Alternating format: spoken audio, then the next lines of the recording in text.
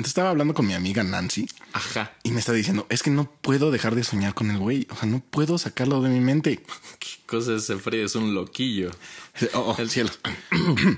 En fin, bienvenidos sean a La Citrón, el podcast donde hablamos de todo lo que ocurre dentro y fuera de la pantalla. Sus anfitriones, como siempre, somos su servidor, Jorge Villagómez. Y Marco Ulises MZ. Bienvenidos sean. Les recordamos que nos pueden encontrar en YouTube como el La Citrón Podcast. Bueno, búsquenlo, por favor. Así. En Instagram como La Citrón Pod. Y un nuevo medio, un nuevo lugar donde nos pueden encontrar es en SoundCloud. Yeah. Como el Citrón Podcast, todo junto, toda una palabra. Perfecto. Ahí están ya los 3 episodios. Y recuerden que en las descripciones del episodio en YouTube pueden encontrar los vínculos a varias de las obras de las que hablamos y citamos en el episodio. También de las noticias, trailers, demás. Entonces, asegúrense de checarlo. Perfecto. Bienvenidos sean a uno de nuestros primeros especiales del mes de octubre. Miedo y terror. Algo hay de eso. Sí, un poquito. Comenzamos.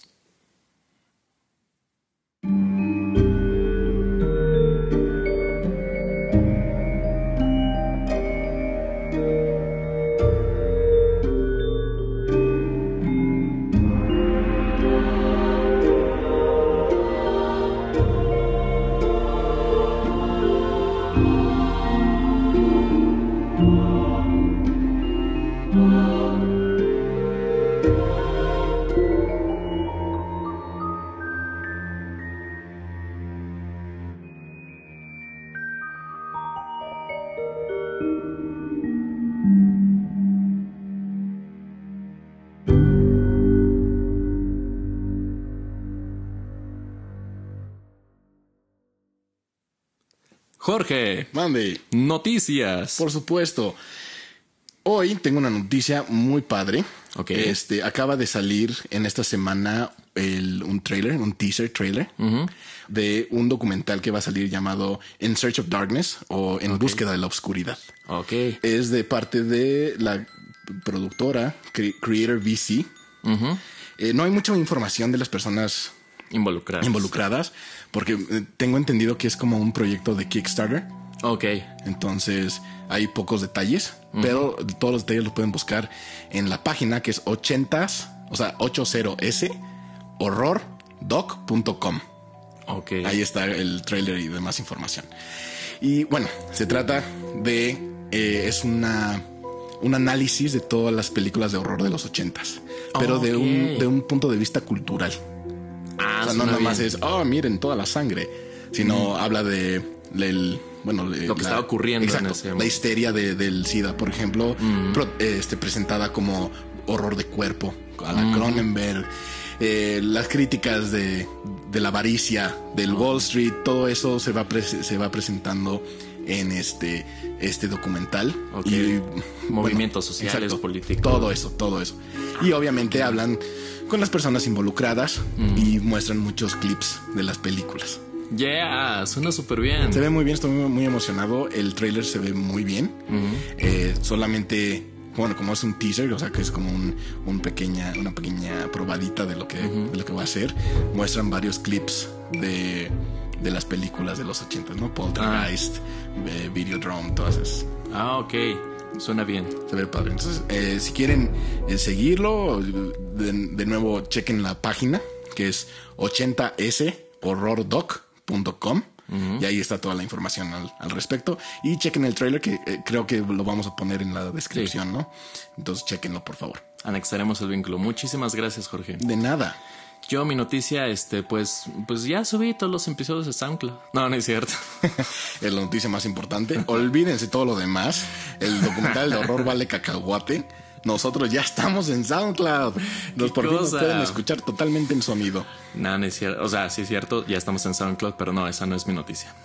El pintor, escritor y cineasta británico Peter Greenaway, uno de los grandes y uno de mis favoritos, qué sorpresa que hables de él. ¿Verdad? ¿Quién lo diría? Estrenará en 2019 su próxima película, Walking to Paris, Caminando hacia París. ¿De qué trata? Trata de un joven llamado Constantino Brancusi, que se convertiría en uno de los grandes artistas contemporáneos, escultor, pintor, fotógrafo rumano, que de 1903 a 1904 se fue caminando desde Rumania a París. Ok. Ajá. Con tan solo 27 años. Porque él quería crecer, desarrollarse, formarse. Y ¿cuál es la cuna del arte en ese momento? Pues París. Estoy muy emocionado. Estoy muy emocionado porque él es uno de mis cineastas favoritos. En estos últimos años se ha concentrado en hacer películas sobre sus ídolos, sobre los artistas a los que él admira. Ya hizo una sobre Hendrik Goltzius, otra sobre Rembrandt. Recientemente, en el 2015, vimos la maravillosa Eisenstein en Guanajuato. Esa fue toda una experiencia.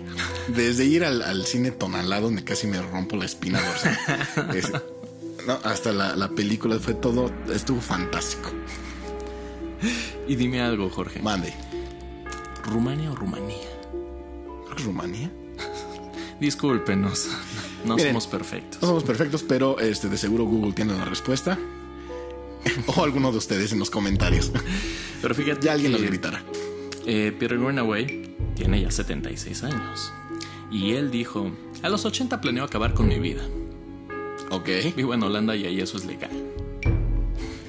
Me quedan 4 años productivos.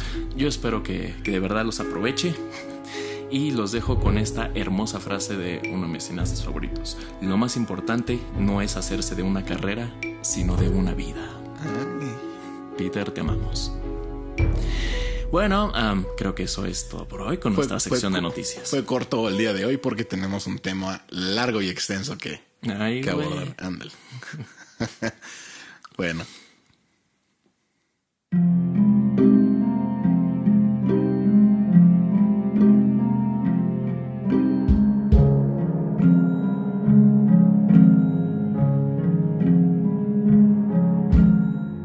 Jorge, mande. ¿De qué vamos a hablar el día de hoy? De el horror. ¡Ah!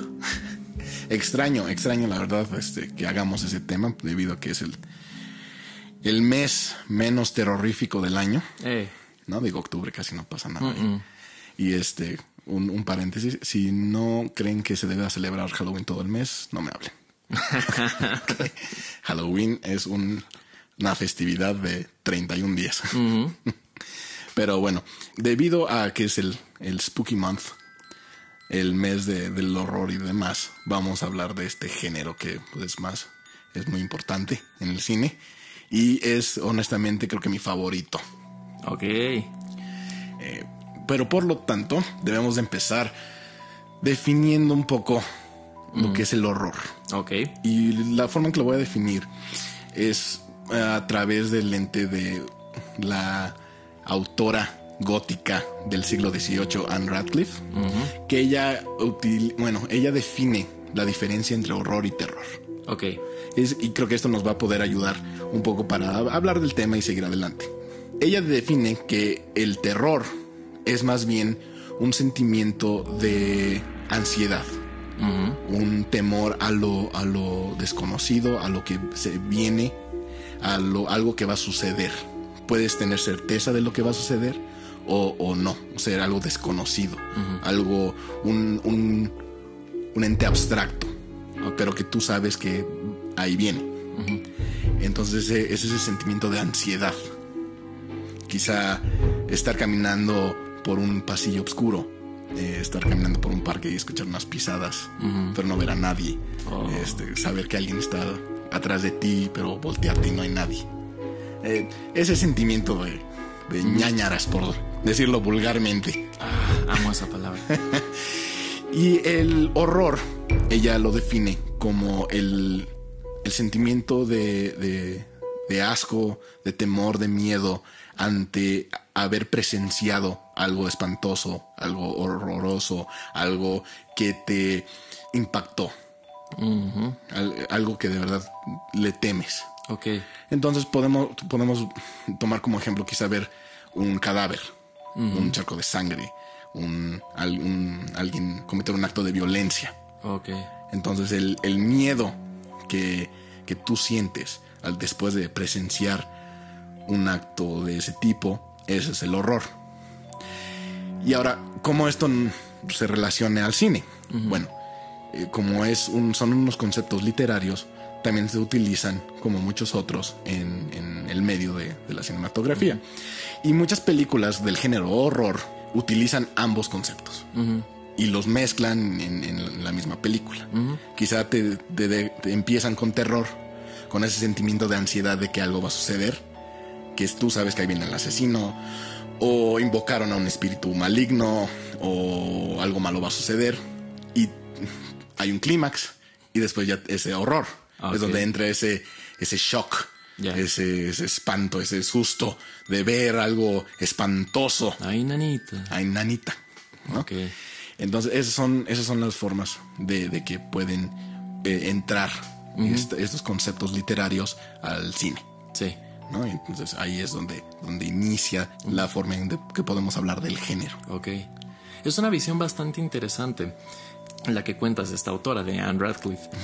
He de confesar que cuando nos preparábamos para este episodio, yo no tenía muy bien definido un término para terror. O sea, si me preguntabas, Marco, defíneme terror, igual tenía problemas para darte, ya sabes, mi discurso sobre el terror es tal y tal y tal y tal.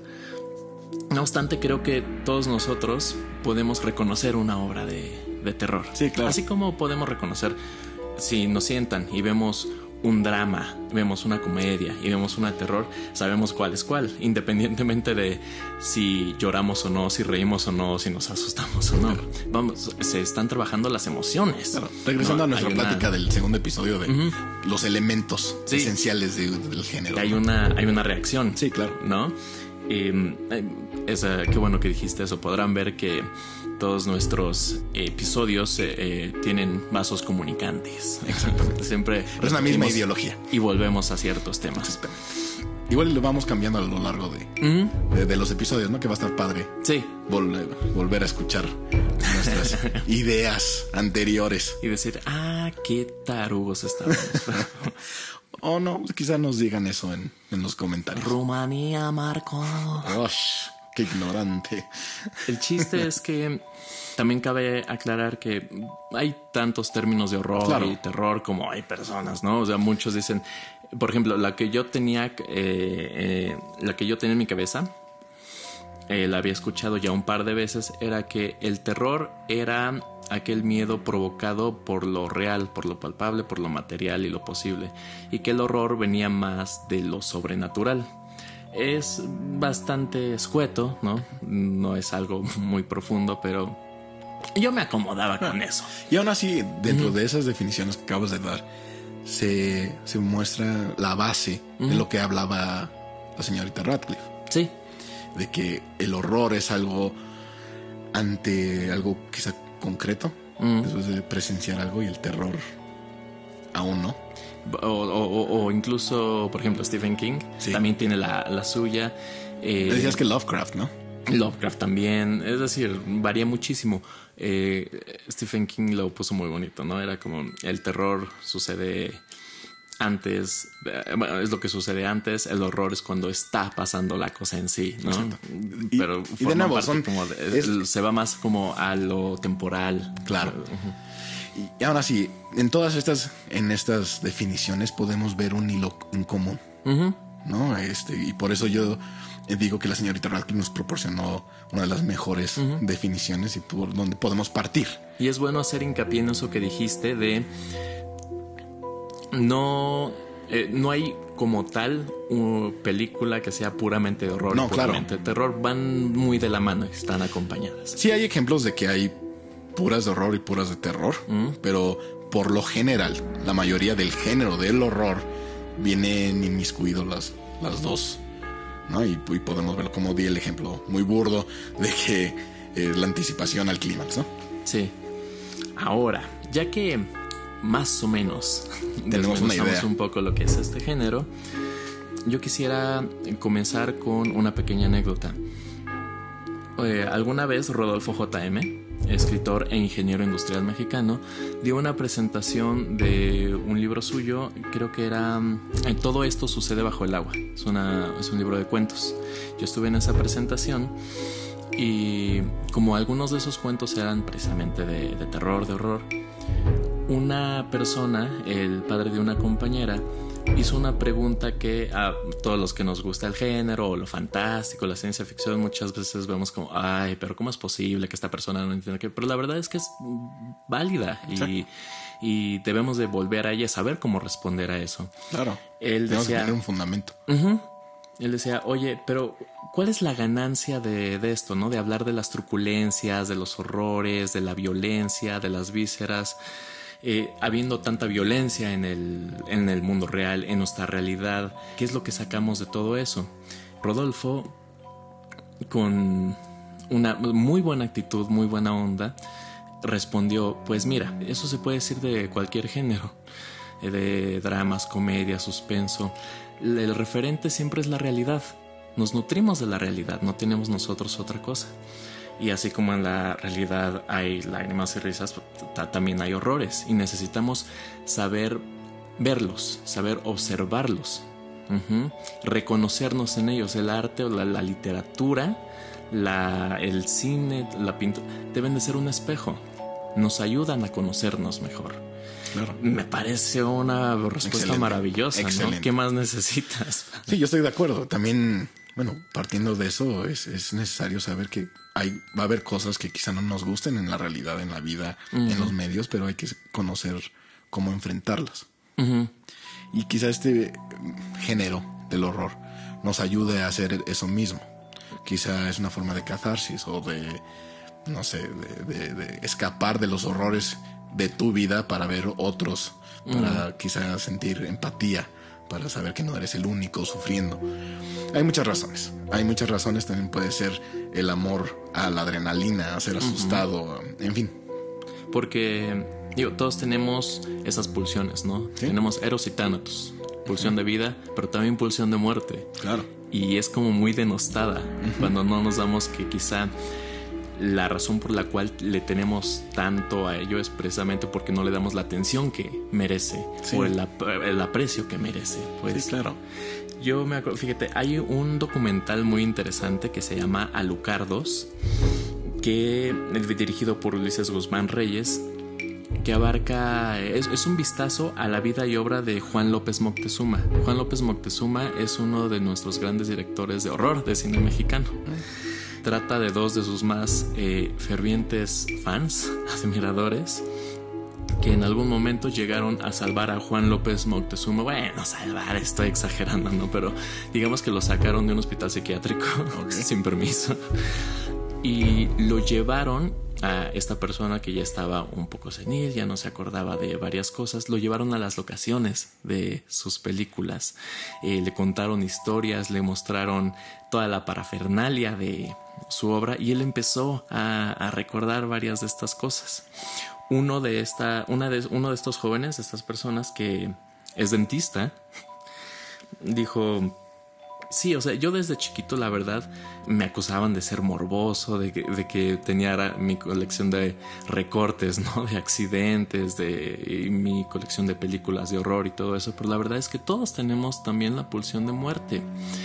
Y a mí todo esto en realidad me ha ayudado a acercarme a ella, a entenderla un poco mejor. Últimamente tiene razón, o sea, este tipo de cosas te ayudan a estar consciente de tu propia carne. Claro. Y de tu vulnerabilidad. Por supuesto. Y eso lo vemos en la diversidad de películas que hay dentro de este género.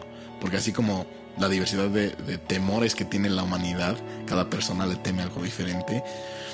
Hay muestras de esto en las diferentes películas, géneros y subgéneros de horror. Sí, sí, sí. Tanto unas personas pueden tener un miedo a lo sobrenatural, a los fantasmas. Otros, como tú. Como yo. Yo soy fanático de eso y ya vamos a entrar un poquito más adelante al meollo del asunto. Pero a otros no pueden totalmente parecerles ridículos los fantasmas y tener más miedo a algo más real. Como yo. Exacto. Como un asesino o como un caníbal. Caníbales, el terrorismo, cosas más reales, más centradas en el mundo de verdad. Claro. Además, qué mejor forma de acercarte a estas cosas o que estas cosas pasen que en la ficción. Claro. ¿No? Una forma segura de enfrentarte a tu miedo. Claro. Sí, sí, sí. Leí hace muchísimo. Fíjate, hay un libro que yo quería desde que era pequeño, que se llamaba La Enciclopedia de las Cosas que Nunca Existieron. Okay. Y básicamente tenía, pues eso, era una enciclopedia de todas las criaturas del folclore, de la literatura y cosas así, con unas ilustraciones bellísimas. Lo escribió Michael Page y las ilustraciones eran de Robert Ingpen. Lo encontré recientemente en la biblioteca de la universidad. Sí. Bien. Ya estaba yo urdiendo un plan. No digo para qué. El chiste es que no se concretó. Ganó el angelito que tengo a la izquierda. El chiste es que leí por primera vez, porque de pequeño me fijaba más en las ilustraciones, el prólogo, y tenía unas palabras muy, muy bellas. Decía: nos pasamos gran parte de nuestra vida durmiendo. ¿Por qué entonces los sueños no han de ser tan importantes como respirar o como los latidos del corazón? Bueno, y si es así, las pesadillas también lo son. Claro. Las pesadillas son importantes. Las pesadillas nos revelan cosas sobre nosotros, sobre nuestros miedos, temores, pulsiones, en fin, pues, nuestros límites son parte íntegra. Querer negarlas es un error grave, creo. Claro, debemos de conocer también lo que nos hace no débiles, pero nos asusta. O lo que nos gusta también, aunque nos asusta. Ándale. Poeta me saliste. Paz te diré. Entonces, Jorge, ¿qué onda? Bueno. Pues ya hablando más del contenido de las diferentes películas, como partiendo de lo que tú acabas de decir, y sí podemos ver una diversidad de cosas que asustan.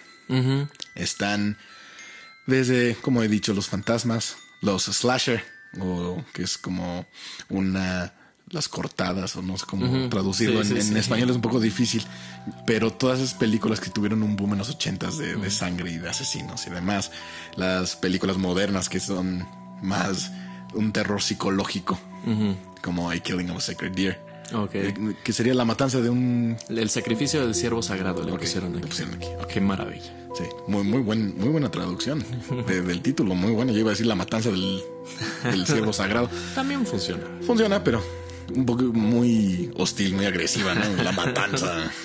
Bueno, nada como Hereditary, que le pusieron aquí el legado del diablo. Mátense. Pero bueno, entonces tenemos que ver cómo ha ido progresando el género, ¿no? En sus inicios fue los monstruos fantásticos, ¿no? Del Universal, creo que todos los hemos visto. Anda, sí. Y desde antes, bueno, ha habido muchísimas obras de antes de Universal. Sí. Pero siempre fue los monstruos, lo fantástico, más en las primeras películas de horror de los principios del cine, eran más como fantástico, más fantasioso, más cuentos. Sí. Y bueno, fue progresando, ¿no? Lo hemos visto de que ya pasaron de los monstruos a algo más real. Los asesinos. Hitchcock, por ejemplo, hizo una excelente labor mostrando fobias. Y el vértigo, ¿no? Anda. Como la película del mismo nombre, la ventana trasera, no sé. La ventana indiscreta. La ventana indiscreta, y siempre quiero traducirlo tal cual, ¿no? Esa es una de yo creo que esa es mi película favorita de Hitchcock. Ah, sí. La ventana indiscreta. Ok. Te fallo, yo no la he visto. Es que es fantástica, porque es un terror igual de ansiedad. Eso es terror ahí, de que ahí lo van a descubrir y ahí viene el asesino y él está patuleco viendo bueno, se rompió la pierna el protagonista, y entonces está en una silla de ruedas viendo con sus binoculares por la ventana trasera sus vecinos del edificio de enfrente, y es testigo de un acto de violencia, dejémoslo así. Entonces de ahí se desarrolla todo, ¿no? Porque se dan cuenta de que él fue testigo, entonces tiene que esconderse, pero bueno, en fin, no les cuento la película, pero trata muy bien esos miedos Hitchcock. Igual en Psicosis. Los pájaros. Y como dices, ¿cómo te puede dar miedo los pájaros, ¿no? Oye. Pero bueno, afortunadamente Hitchcock nunca pudo ver Birdemic. Pero bueno, ese es otro tema. Pero ese es el uso muy eficiente del horror. Y ese tipo de horror me gusta más a mí. Ese tipo de película. Porque ahora ha habido un boom. Bueno, no ahorita. Desde los 80s quiero pensar que fue donde se hizo más popular las películas de... vulgarmente se les dice terror adolescente. Ajá. Donde es puro susto de salto. De que de repente alguien sale del closet y hace buga, buga, buga. O la típica de que salen todas las películas nuevas de que va al baño, se ve en el espejo, abre el gabinete, saca algo, lo cierra y hay un fantasma atrás de ella. Ok, sí. Ese tipo, o sea, de que la música va incrementando. Sí, que aparecen las cosas de repente. Ajá, exacto. Que en Estados Unidos se le dice como jump scare. Susto de salto, que es de brinco. Literalmente de brinco, un susto que te hace brincar. Y que también tiene su lugar en el género, pero yo, en mi opinión personal, siento que es más eficiente un terror que está mejor desarrollado, que te da una cierta anticipación, que te da un miedo de que tú sabes que ahí viene, pero nunca te salta a asustar. Cuando se va creando una atmósfera. Éndale, exactamente, una atmósfera. Yo siento que es más eficiente crear una atmósfera para asustarte más, porque eso se queda contigo. Sí. Es más omnipresente el horror. Sí. Entonces tú no puedes dejar de pensar en el horror de las películas. Sí. El jumpscare, el sustazo, pues, muchas veces pasa y de inmediato ya, ¿no? Exacto. Vuelves a tu ritmo cardíaco normal. Exactamente. En cambio, lo demás es una alteración que va evolucionando y va creciendo todo el tiempo y te deja con una sensación de caray. Y ejemplos de esto es la película de hace unos años, de La Bruja. The Bewitched. Bueno, nosotros le decimos La Bewitched porque en todos los anuncios salía The Witch, pero en vez de una W usaron dos Vs. Dos Vs labiodentales. Exactamente. V, si me permites. Y me rompió el corazón cuando el director dijo que eso fue marketing y que no es La Bewitched, que siempre es The Witch. Entonces, bueno, pero voy a ignorarlo. Para mí es The Bewitched. No me pueden decir lo contrario. Esa película va incrementando el horror y nunca ceja el sentimiento de ñáñaras como lo hemos utilizado. Otra, El sacrificio del cielo sagrado. Esa es, yo creo que es un excelente ejemplo de una película que es puramente terror. Pues no hay un momento de que sea así de horror, de algo espantoso, sino que durante toda la película te hace sentir incómodo, te hace sentir mal, que tú sabes que algo viene, tú sabes que algo está mal con esta escena. Pero bueno, nunca ceja. Ya. Una de mis favoritas es Berberian Sound Studio. Eso nunca lo he visto. Trata sobre una persona que hace Foleys, ella hace efectos de sonido. Lo contratan en una producción italiana para que haga los efectos de una película de horror italiana. Y la mayoría de la película se desarrolla en el estudio, el estudio de grabación. Y si bien nunca vemos un monstruo, un fantasma, una bruja, es una película sobre brujas además, y demonios y así, se va creando una atmósfera muy pesada en el set, tanto en el set como en el estudio de grabación, porque el director y el productor, la gente, los grandes nombres detrás de la película, se ve que son gente pesada, muy malora, que se está yendo hacia como que el abuso de su equipo y cosas así. Y eso es lo que causa el terror. Y poco a poco este personaje va descendiendo en la locura. Yo quiero hablar de esa porque es sobre todo de horror de audio, pero será en otro episodio. Le dedicaremos un episodio a Berberian Sound Studio, pero ahí va la recomendación. Si me permites, Jorge. Por supuesto. A mí me gustaría hablar un poco de, más que los contenidos, de la forma. De el horror, porque lo monstruoso, que es algo que nos produce horror o terror, tiene que ver más que nada con la forma. O O sea, son las formas lo que nos dicen que algo es monstruoso y algo es terrorífico y que nos produce estas sensaciones. Y mira, encontré aquí un textillo de un autor llamado... ¿Cómo se llama? Carlos Losilla. El libro se llama El cine de terror, una introducción. Y dice así: verán cómo nos remitimos a nuestro primer episodio. Él describe el cortometraje de La llegada del tren a la estación de la ciudad. Y nos dice que las personas experimentaban la viva impresión de que la locomotora podía abalanzarse sobre ellos en cualquier momento, por lo que muchos abandonaban la sala precipitadamente. He aquí, pues, un tipo de terror producido no por las formas concretas que aparecen en la pantalla.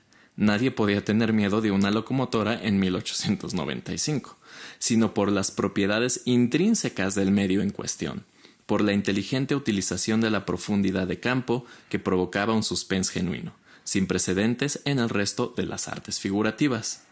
De la misma manera, la propia sintaxis cinematográfica, sobre todo a partir de Griffith, plantea enigmas irresolubles en lo referente al terror provocado en ciertos espectadores. Eso está muy interesante. Se dice que los integrantes de algunas tribus africanas con formas de vida aún primitivas sentían un pánico irrefrenable al contemplar un primer plano de una cabeza o de cualquier otro miembro del cuerpo humano. Para ellos se trataba de una verdadera mutilación, o, en el peor de los casos, de un acontecimiento sobrenatural. El primer plano en sí mismo supone algo así como una apoteosis del despedazamiento, que solo podemos asimilar gracias a nuestra espontánea comprensión de las reglas técnicas y narrativas del llamado cinematógrafo. Wow. Está increíble, ¿no? Muy bien. O sea, te dicen, no, a lo que volvemos, también no se trata de qué es lo que estamos viendo, sino cómo nos lo vas a presentar, cómo se va desenvolviendo. ¿Y cuál es nuestra reacción? O sea, es que la gama de sensaciones, sentimientos y reacciones humanas ante la maravilla es, vamos, amplísima. Sí, claro. Yo, traje ejemplos de esto. O sea, me llama mucho la atención el cómo es que se presenta algo y cómo puede suscitarnos esas sensaciones a través de esta manufactura, ¿no? Frankenstein es mi primer ejemplo. Frankenstein, de 1931, dirigida por James Whale. Es una adaptación no tanto de la novela de Mary Shelley, sino de una obra de teatro adaptada de la novela de Mary Shelley por Peggy Webling. Es de esas películas que todos ubican la figura mítica, ¿no? Todos saben, si yo te muestro al monstruo de esa película, todos saben que ese es Frankenstein. Todos ubican a Boris Karloff en maquillaje. Pero la verdad es que no es como que todo el mundo haya visto la película. Yo apenas la vi el año pasado. La verdad, llegó tardísimo a mí esa película. Más bien, yo llegué tarde a esa película. Preciosa. Y una de las cosas que más me impresionó es la primera vez que se nos presenta al monstruo. No es nada más un maquillaje impresionante. No es nada más el sujeto vestido y maquillado, ¿no? Es el lenguaje cinematográfico. El doctor y Frankenstein ya saben que la criatura despertó. Esta criatura alive. ¡It's alive! Ya saben que la criatura despertó. Ellos se encuentran en un cuarto, escuchan cómo la criatura está subiendo, los pasos de la criatura, y están expectantes a que se abra la puerta.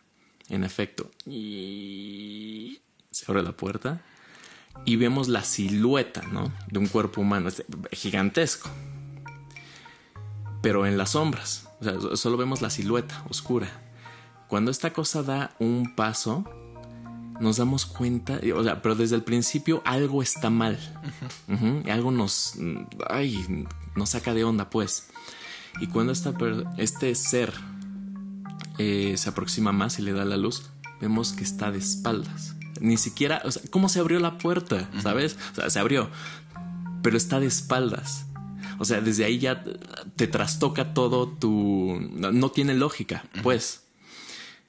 Y se da la vuelta y hay un trabajo de edición soberbio, más cercano a la edición de hoy en día, porque antes eran planos larguísimos y esto son 3 planos, cortes directos a planos cerrados de la cara de la criatura, a 3/4 de frente y luego otra vez a 3/4, pero la cámara está viéndolo un poco arriba y de repente es como si quisiera haberte dado toda una, ¿cómo decirlo? Un escaneo de la cara de esta criatura. No es nada más, ya te lo puse de frente, crees que ahí va a terminar el asunto, de repente lo ves desde otro lado y de repente lo ves desde otro lado y te trastoca, la verdad, o sea, te mueve las tripas y es, ¿qué está pasando aquí? Y es una de las entradas más maravillosas de cualquier personaje en la historia del cine, por medio de la puesta en escena, por medio de la edición, no nada más por él mismo, ya sabes, no nada más por la criatura. Qué maravilla, por favor. Háganse un favor. Es una clásica. Toda esa serie de películas, bueno, ya lo había mencionado, los monstruos de Universal hacen un labor increíble para mostrar a la criatura, ¿no? Al protagonista, que tú piensas que son los humanos y no, son los monstruos. Claro. Esa es otra cosa importante, ¿no? Tanto en esta película de Frankenstein como en La novia de Frankenstein, que se hizo en 1935, igual por James Whale, igual la criatura era Boris Karloff. El horror sí en parte es por Frankenstein y Elizabeth, ¿no? Todos los involucrados que sufren los ataques de la criatura, pero también por el terror de la criatura, sí. El que siente la criatura, o sea, él es un ser... Simpatizas. Que también está sufriendo, fue expulsado al mundo sin saber nada, nadie lo guió, lo abandonaron y él también está tratando de entender qué carajos hace ahí. Claro, y igual que con esta película de Frankenstein, uno de los mejores usos de las criaturas en este género es cuando tú puedes simpatizar con la criatura, cuando son patéticas, cuando sí es un monstruo, pero ¿por qué me siento mal cuando lo atacan? Sí, ¿no? Y muestran también, es como una metáfora, es decir, el verdadero monstruo es el hombre. Sí, lo que nosotros podemos hacer. Exacto. Por eso vamos también hablando de esto a Romero. Qué cosa, Jorge, profundiza en ese tema, por favor. Claro, porque primero empecemos con la figura del zombie. George A. Romero, para los que no lo conocen, es el padre del zombie en el cine. Trajo el zombie con La noche de los muertos vivientes, que por cierto acaba de cumplir 50 años el 1 de octubre, creo. Mira nada más, su medio siglo. Exactamente. Y pueden verla, ya creo que es no tiene derechos, o sea, puedes ver donde sea. Okay. Creo que está en YouTube. Está la película completa, la original. Sí. They're coming to get you, Barbara. Y bueno, lo que hace Romero con el zombie es de que lo utiliza como una figura literaria, como una metáfora. El miedo que producen las películas de zombies de Romero no es el zombie mismo, sino lo que representa. Muchas personas piensan que el chiste de las películas de zombie es toda la sangre, las vísceras, el monstruo en sí. Sí. Yo siento que las personas que piensan eso no comprenden el objetivo del zombie. Okay. Porque el zombie es excelente para utilizarlo para decir algo. Es como un mensajero. Y Romero lo utiliza como en Night of the Living Dead, La noche de los muertos vivientes. Lo utiliza como la representación de lo inevitable. El zombie aquí es una manifestación concreta de lo que se avecina, de lo inevitable, de la futilidad de nuestros esfuerzos. Es la muerte. Que viene lentamente pero segura. Y nos va a alcanzar a todos. Nosotros vemos a nosotros. ¿Qué es lo peor que nos podemos enfrentar? Nosotros mismos. Tenemos que vernos en los ojos y tratar de destruirnos. Entonces Romero utiliza al zombie como la muerte en sí, como tú dices, como Thanatos. Sí. La representación del final.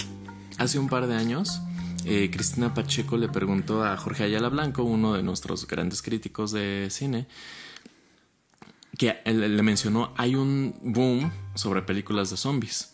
Él dijo algo interesante. Dice, claro, es el reflejo de una sociedad que no se siente viva. Sí. A lo que nos lleva a la secuela de La Noche de los Muertos Vivientes, El Amanecer de los Muertos Vivientes. Igual de Romero, Dawn of the Dead. Ok. Que ahí utiliza el zombie más como lo que es el consumerismo, como el consumismo, perdón. El consumismo, la avaricia, que nosotros estamos zombificados por lo material, por querer comprar, por el capitalismo, que nosotros somos esclavos al marketing, a los anuncios, a las ventas, a los productos, a las cosas banales. Entonces está centrado Dawn of the Dead, El Amanecer de los Muertos, en un centro comercial. Y vemos cómo todos los zombies están tratando de hacer su vida cotidiana. Van y reconocen ciertas cosas. Y es algo muy presente en todas las películas de Romero. Que el zombie, a pesar de que está muerto, sigue teniendo sus instintos básicos. Y nos muestra como lo que somos, los animales que somos. O sea, comer, avanzar, juntarnos. Y entonces usa como crítica en el centro comercial que los zombies, a pesar de que no tienen ya vida, siguen queriendo comprar, siguen queriendo tener cosas. Sí, abarrotados. Quieren vestirse, quieren lo brilloso, lo fantástico, lo opulento. Y por último está El Día de los Muertos Vivientes, Day of the Dead, que es una crítica de que ahí muestra que el zombie no es lo peor, sino somos nosotros. Somos los que nosotros, lo que la humanidad está dispuesta a hacer. Eso es el verdadero horror. Lo peor que existe, lo que se puede hacer, más que un monstruo.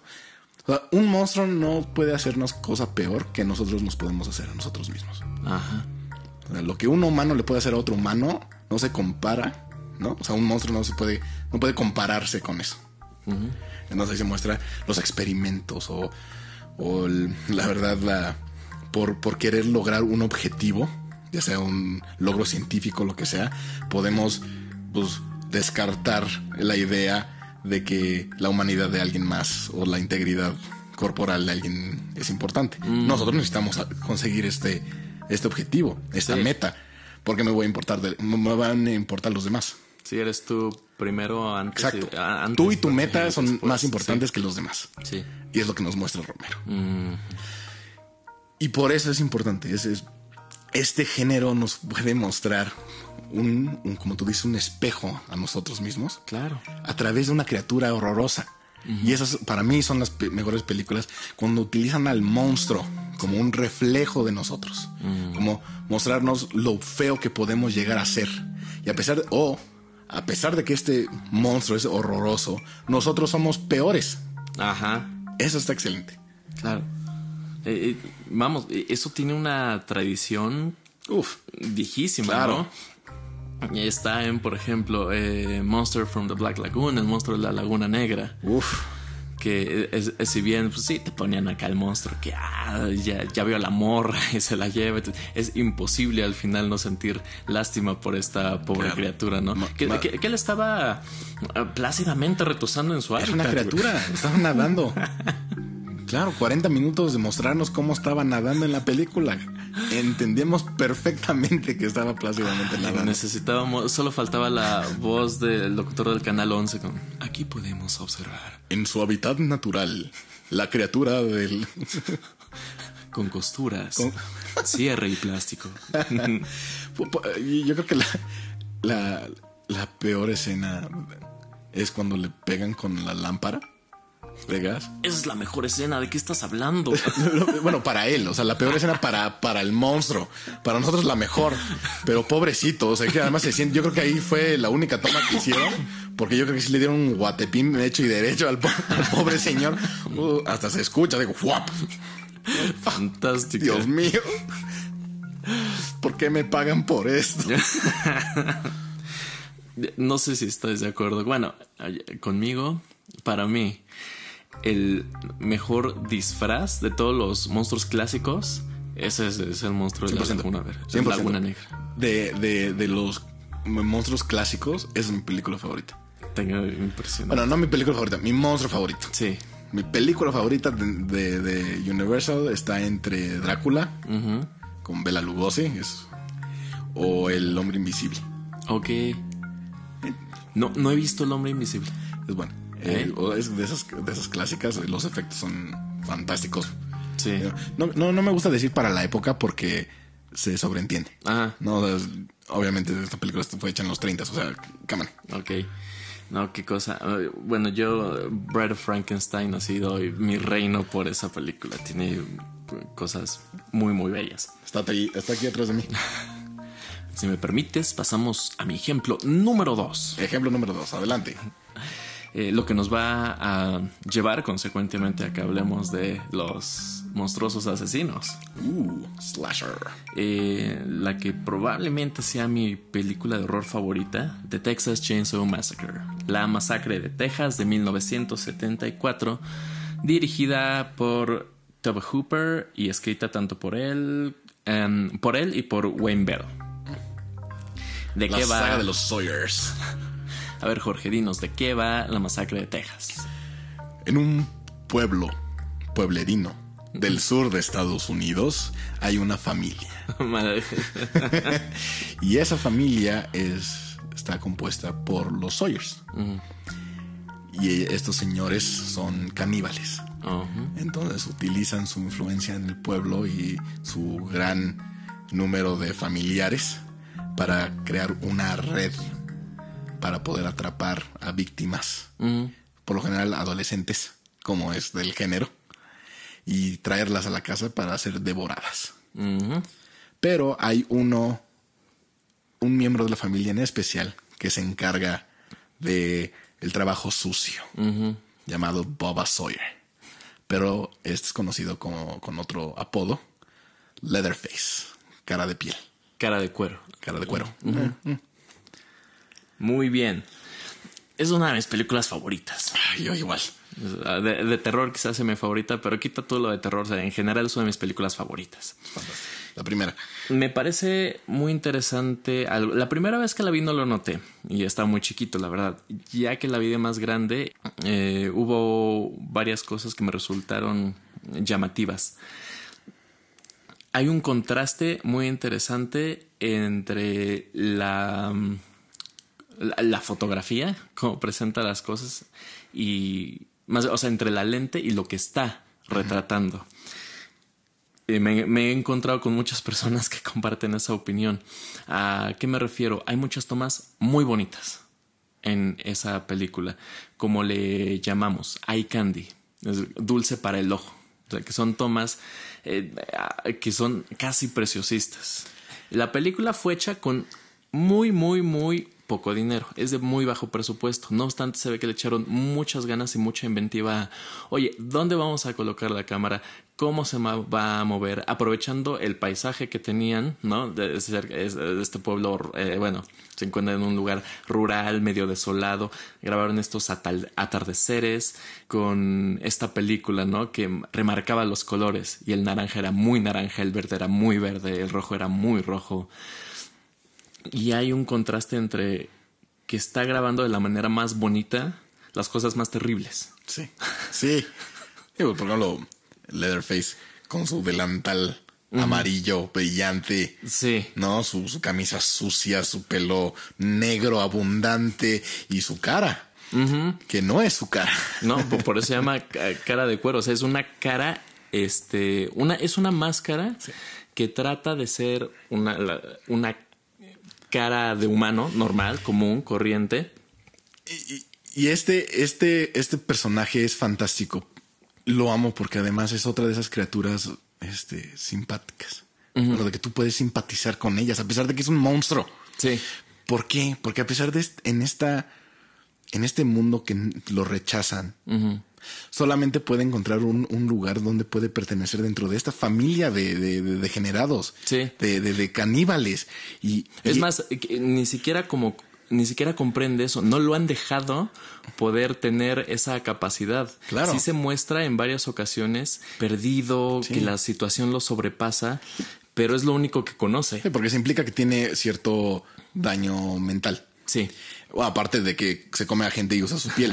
Pero además, porque por su cara fea, trata de sentirse más con su familia, no porque se abusan de él, sino lo tratan como rey, lo aman en su familia, a pesar que luego se burlan de él. Es que eso fue más en las secuelas, sus secuencias, pero en la primera sí era más como, tú sabes, el bruto que se encarga de hacer el trabajo rudo. Claro. Y hay una escena que, de hecho, The Cook, el cocinero, que no sabemos si es miembro de la familia o no. Queremos pensar que sí, porque todos... cuando lo regaña porque una chica se le escapó y no la pudo matar a tiempo y lo empieza a golpear con la escoba. Ay, no, si sientes bien gacho. Y es como un niño, tiene una reacción de un niño asustado. Exactamente, y esa es una de las mejores escenas porque es un monstruo. Es el monstruo de la película y se comporta como niño ante otro miembro de su familia, ¿no? El tío lo está regañando. Sí. Entonces, ¿cómo este monstruo está tan atado a los demás, ¿no? A su casa? Y para poder pertenecer a ellos, se cose las caras de sus víctimas para parecer más normal. Exacto. Para poder pertenecer. Y es muy chistoso. Tiene una gran variedad de máscaras. Sí. Tiene como una máscara para cuando es una cena importante y es de mujer, la cara con labial y todo eso. Tiene una máscara para tal ocasión, para tal otra, para esta, para aquella. Y olvidé mencionarlo. Está hecho de piel humana, pero no crean que es una máscara bonita que confeccionada. O sea, está llena de tajada, cortes, las costuras, en fin. Se la cose, porque no solamente se la pone. O sea, no le pone un hilito, sino se la cose a su propia cara. Y otra cosa interesante es, así como con Frankenstein, la primera aparición de Leatherface. Uno de los adolescentes que en una de sus caminatas llegó hasta la casa de esta familia por andar ahí de metiche, por querer echar un ojo. Porque la casa se ve que no hay nadie en casa en ese momento. Él sube las escaleras del pórtico, abre la puerta y se ve un pasillo. A partir de este momento se están escuchando todo el tiempo sonidos de animales, pero, ¿sabes? Como de animales, ¿cómo decirlo? Como encerrados, como si fueran de cerdos o de gallinas, pero tú sabes, animales para comer, pues. Sí. ¿No? Y él, con curiosidad, se ve que al fondo de ese pasillo hay una puerta. Está abierta. Y se ve un espacio rojo. Esa habitación está pintada de rojo y cuelgan de sus paredes los cráneos de vacas, de animales. No hay música, cabe destacar eso. Él se va acercando y en algún momento tropieza. Justo cuando tropieza, vemos cómo va apareciendo un mazacote, un cuerpo gigantesco, y cambiamos a... La cámara se vuelve los ojos del chico que se tropezó y estamos viendo a través de sus ojos el punto de vista. La cámara se levanta y vamos descubriendo junto con él a Leatherface, por primera vez de pies a cabeza. Y cómo él levanta este mazo para carne y le zorraja un golpe en la cabeza. El chico cae, se está convulsionando en el piso. Leatherface lo arrastra fácilmente como si se tratara de un animal para el matadero. Cierra la puerta y hasta ese momento suena música. Ni siquiera podemos llamarle música porque es solo un tecladazo de sintetizador que sintetiza todo lo que acabamos de ver. O sea, una vez más es los elementos que conforman el cine, haciendo que el cine sea cine, pues, ¿no? La escena. Exactamente. Completa. Sí. Sin uno de esos elementos no es lo mismo. Exactamente. O sea, todos fueron bien pensados y todos fueron... O sea, la ejecución fue perfecta. De las escenas más impresionantes y terroríficas de la historia. Pero además de esa película en todo eso es fantástico. Hasta la última escena es preciosa. Sí. Cuando usted se está frustrado, Leatherface en medio del maizal. Porque una chica logró escapar. La Final Girl. Que eso es un paréntesis que ahorita tocamos. pero se logra escapar y entonces se frustra, entonces saca con su sierra y empieza a gritar como cerdo encadenado y bueno, con el atardecer. Está preciosa esa escena. Claro. Y fíjate, Gunnar Hansen, quien interpretó a Leatherface, dijo algo muy interesante. Para mí todo siempre es interesante, pero pues es que es la verdad. Eres muy interesante. Gracias. Me preguntaron, oye, ¿y tú sabes cómo era el aspecto de Leatherface debajo de esa cara? Porque nunca vimos su cara, solo veíamos las máscaras. Y él dijo, fíjate que para mí no debe haber sido feo, ni guapo tampoco. Para mí, yo creo que era una cara de lo más normal posible. Una cara que no hubiera sobresalido entre una multitud. Qué cosa, ¿no? Sí, no, excelente. Que ahí está otra vez el contraste, la cara más horrorosa sobre algo que quizá era intrascendente. Uh-huh. Y es una de las películas de uno de los grandes monstruos de esa época, junto con Jason Voorhees de Viernes 13, Freddy Krueger de ¿qué cosa? De Pesadilla en la calle del infierno, ¿no?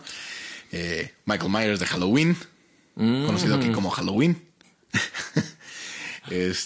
Y todas estas tienen a ese monstruo, pero no puede. Con pocos puedes simpatizar como con Leatherface. Otro de los personajes, bueno, creo que el único con los que puedes simpatizar es Jason Voorhees. De Viernes 13. Viernes 13. Porque bueno, para los que no han visto la película, al menos en la primera, puedes simpatizar con él. Después se vuelve un zombie sobrehumano, sobrenatural, mágico, que regresa del infierno, pero bueno, eso lo tocamos. Pero no musical. No musical. Pero podría pasar. Claro. Pero en la primera nos cuentan la historia de Jason Voorhees, que es un niño pues, que nació deforme. Con muchos problemas quizá psicológicos, no tuvo un desarrollo completo, pleno, exacto. Y este niño siempre vivía en el campamento con su mamá, que su mamá trabajaba en este campamento de verano llamado el campamento de Crystal Lake. Okay. Donde muchos niños, ya ves, en Estados Unidos se van por el verano a hacer actividades, pues no sé, como acampar y cantar kumbaya y nadar, no sé, cosas así estereotípicas. Y resulta de que mientras que estaba trabajando su mamá, Jason fue bulleado por los adolescentes que trabajaban ahí, no por los niños, y se empezaron a burlar de él y lo aventaron como al lago, pero Jason no sabía nadar. Entonces, mientras que los adolescentes fumaban marihuana, la lechuga del diablo, tomaban bebidas alcohólicas y fornicaban, el pobre de Jason estaba ahogándose y se acaba muriendo. Entonces su mamá jura vengarse. Entonces es la trama de la primera película. Sí. Y que ya después regresa Jason como un zombie, como digo, mágico y vengativo para matar a todos los adolescentes, ¿no? Porque tiene, esa idea, ¿no? Ese trauma. Y también sirve de nuevo como metáfora de que si tú eres un adolescente y pecas, te comportas mal, bebes, te vas a morir. Y esta ideología, este concepto se ve reflejado en muchas películas de los 80. Ya. Se ve como un mensaje a los adolescentes de portarse bien. Sí, muchas de ellas cargaban con esto que era como adoctrinante, ¿no? Sí, algo pesadito.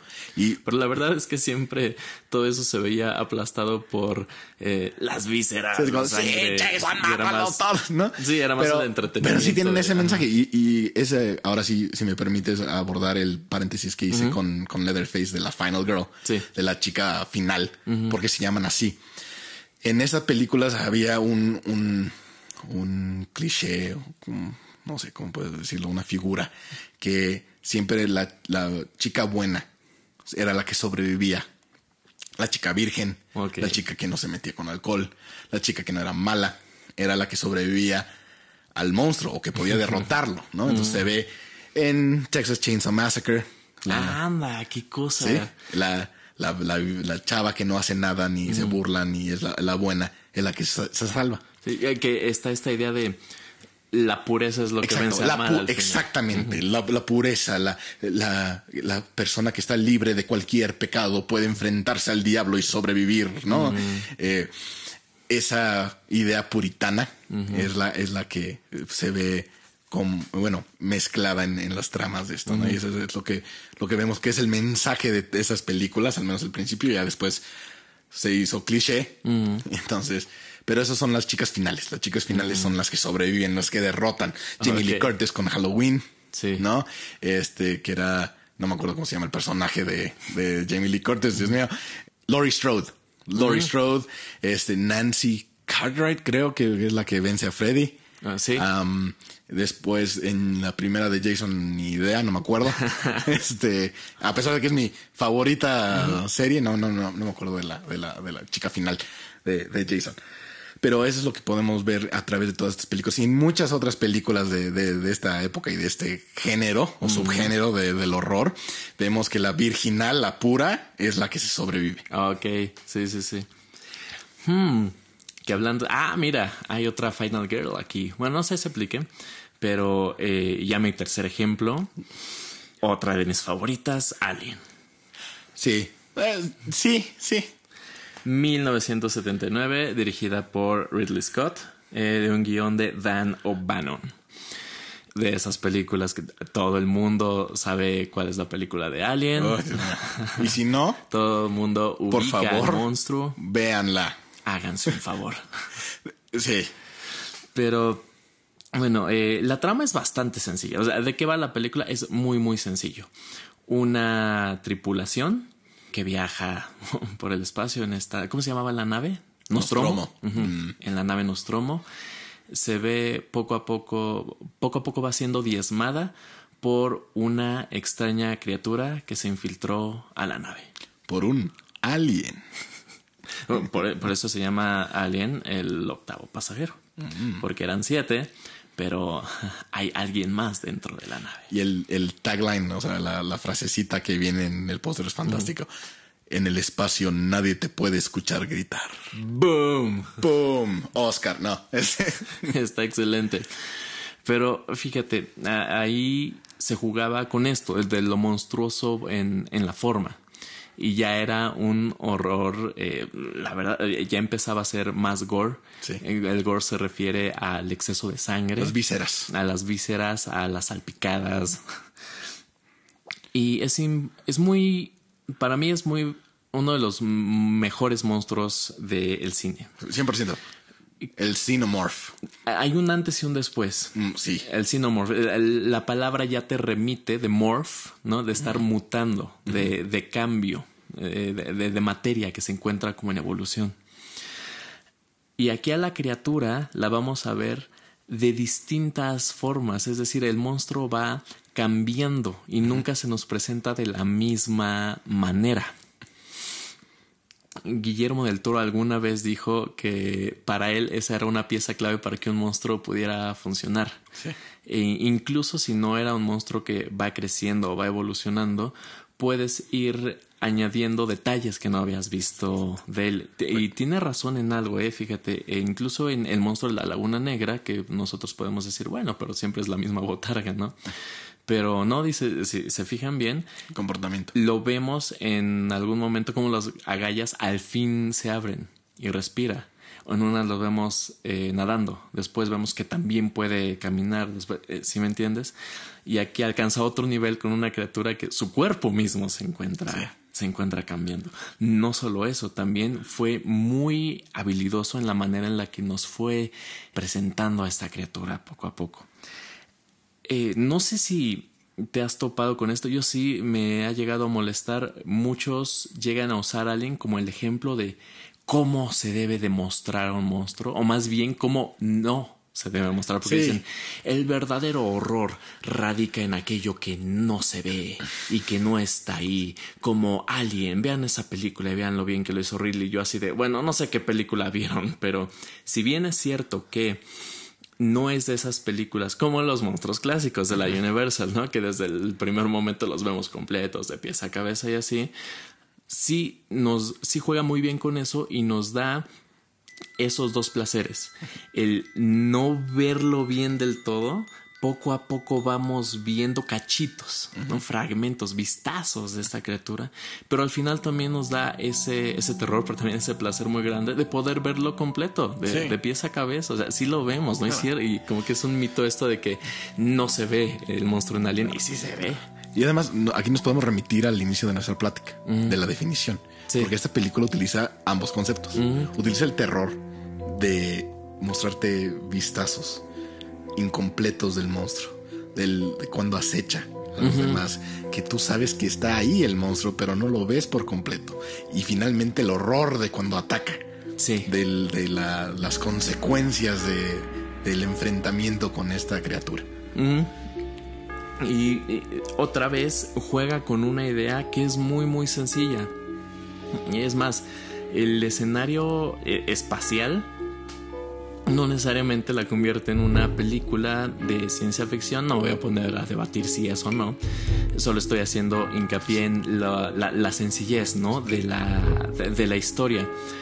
Puede ser sci-fi horror, a lo que yo voy es que es muy sencillo. Es esta criatura que se infiltra a un espacio que no le corresponde por un grupo que se infiltró en primer lugar a un espacio donde no les correspondía y que va diezmando poco a poco a cada uno de los tripulantes. Fin, es muy sencillo. Pero fíjate que la escena final de... ¿Cómo se llama la chica que vence a la... Ridley. Desgraciado. Ok, Ripley. Perdóname. Ripley. No es un desgraciado. Ellen Ripley. Bueno, sí, eres un desgraciado, Ridley, por Prometeo y por muchas otras cosas, pero bueno. Covenant.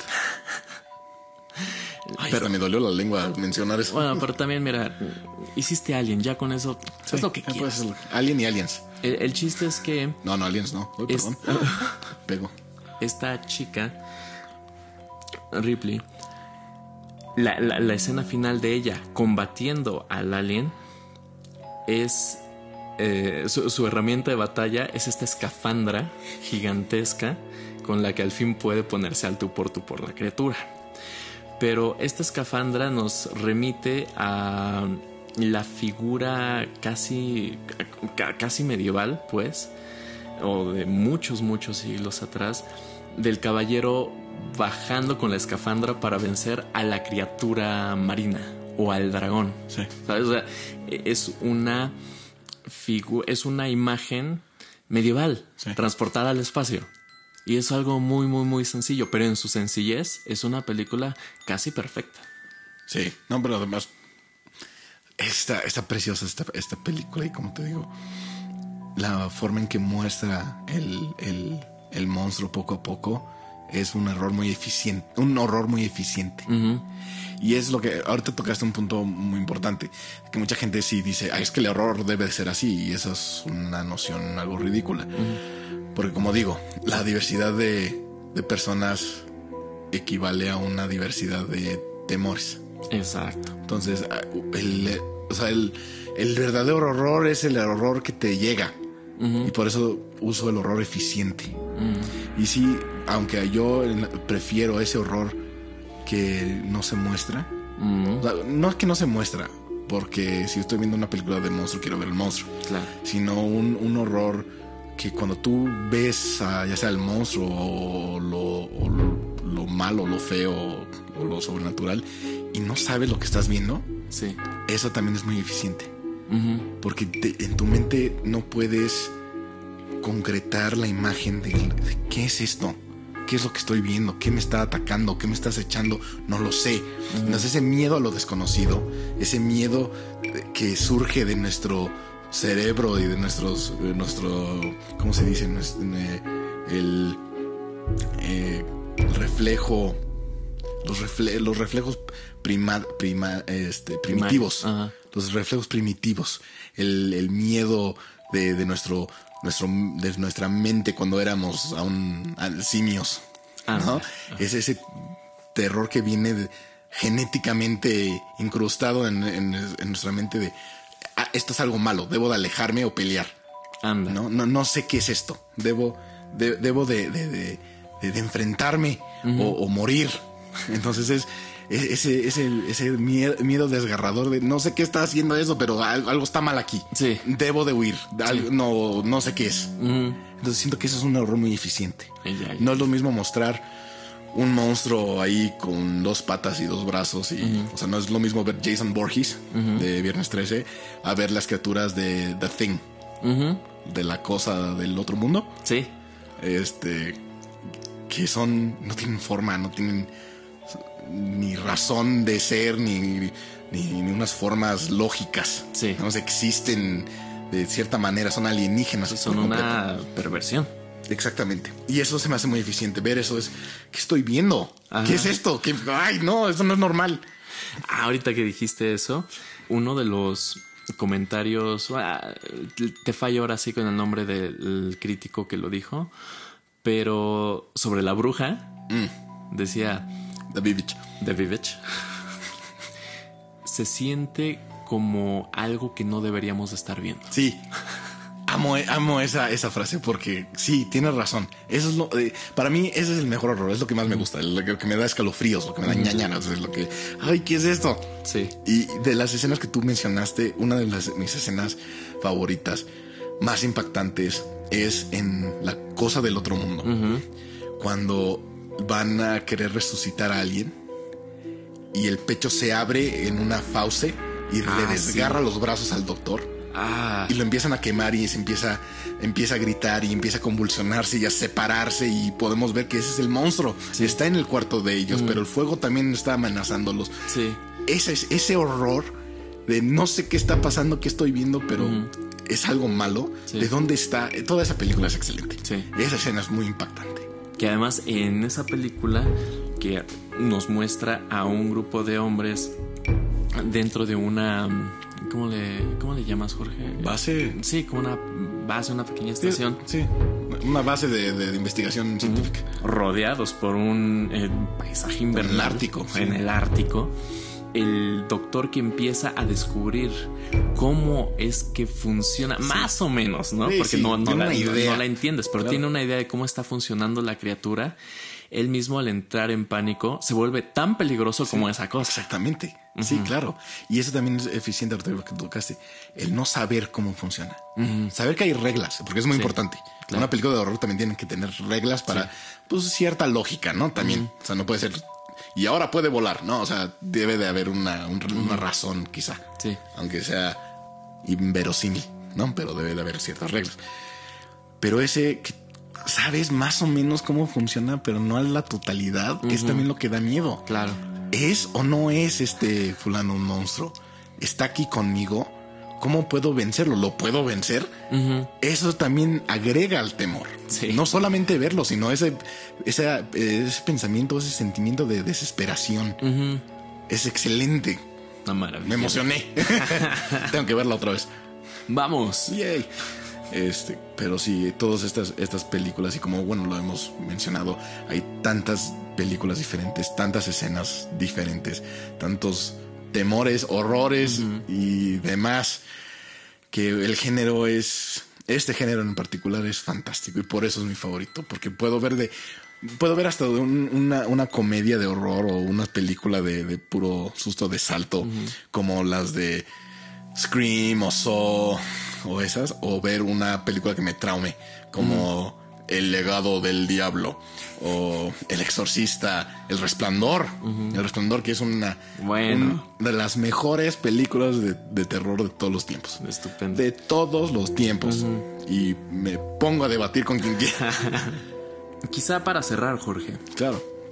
Primeras imágenes del cine que te causaron miedo. Híjole. Ay. Que me causaron miedo. Bueno, iba a decir lo de cuando Jason sale del lago, pero ya con la máscara de hockey, pero eso fue más como de ¡wow, Jason! De miedo. Cuando Danny en El Resplandor gira por un pasillo y se encuentra con las gemelas. ¿Qué cosa? En El exorcista, cuando están preparándose para hacer el ritual y voltea el padre y ve a su madre en la cama. Why you do this to me, Timmy? Why you do this to me? Si me permites, yo también comparto ese miedo por El Resplandor. Pero la escena que me dejó muy mal, y yo tenía como 10 años la primera vez que la vi, es cuando el personaje de Jack Torrance se encuentra con quien fue el antiguo cuidador y dialogan en el baño. Esa es la mejor escena de la película. Soy 100%. ¿Qué cosa? I had to correct them as well, sir. Tuve que corregirla, señor. Con toda el temple y la sonrisa que un buen hombre del servicio, que está prestando un servicio, tiene que dar, ¿no? Bueno, cuando va subiendo las escaleras, queriéndole dar a su esposa, interpretada por Shelley Duvall, la Wendy, con el bat, dice Wendy, Wendy. Y ella...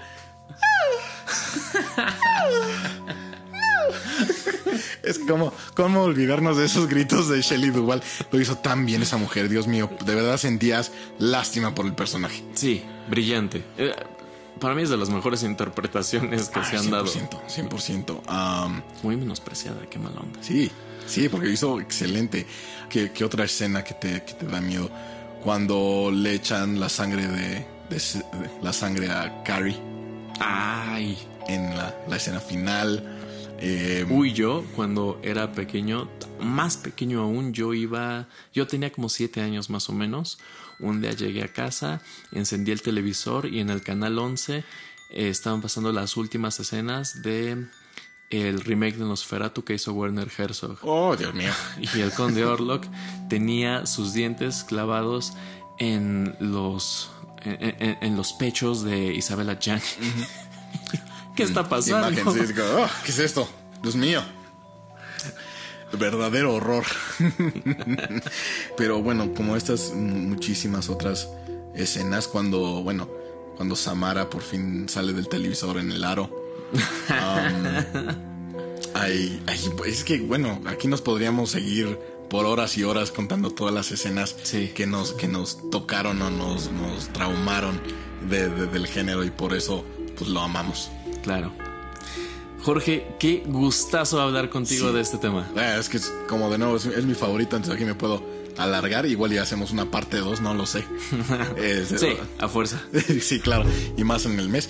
Que ahora nos disculpamos con nuestro público, pero no haremos una reseña en este episodio porque creo que el tema ameritaba extenderse. Mencionar varias. Exacto. Entonces, porque no hay una película que podamos reseñar que defina el horror. Como decimos, es tan diverso que no podemos decir, esta. Exacto. En mi opinión, mi favorita, la que más representa el género, la que es el ciudadano Kane del horror, según yo, es El Exorcista. Ok. Pero hay muchos difieren. Sí, ¿no? Hay muchos. Yo diría que es, pues sí, La Masacre de Texas, o podría ser The Wicker Man, El Hombre de Mimbre. Uy, ¿la de Nicolas Cage? Largo de aquí, Jorge. The Beast. No me importa que estés en tu casa. Pero bueno, querido público, gracias por acompañarnos en otro de nuestros especiales del mes de octubre. Faltará otro que también les prepararemos algo igualmente especial y delicioso. Y spooky. Spoopy doopy. Pero bueno, muchas gracias por acompañarnos y hasta la próxima. Antes de nada, les recuerdo nuestras redes sociales y demás. En Instagram nos pueden encontrar como El Acitrón Pod. En SoundCloud ahora nos pueden encontrar como El Acitrón Podcast, todo junto, toda una palabra. Y por último, en YouTube nos pueden, nada más busquen El Acitrón Podcast. Si no, van a tener una lista larga de videos de cómo hacer el acitrón, el dulce. Y no somos nosotros, desafortunadamente. Y recuerden que en la descripción de los videos de YouTube encontrarán los vínculos a varias de las obras que citamos en el episodio. Exactamente. Bueno, ahora sí, muchas gracias por acompañarnos y hasta luego. ¡Corte!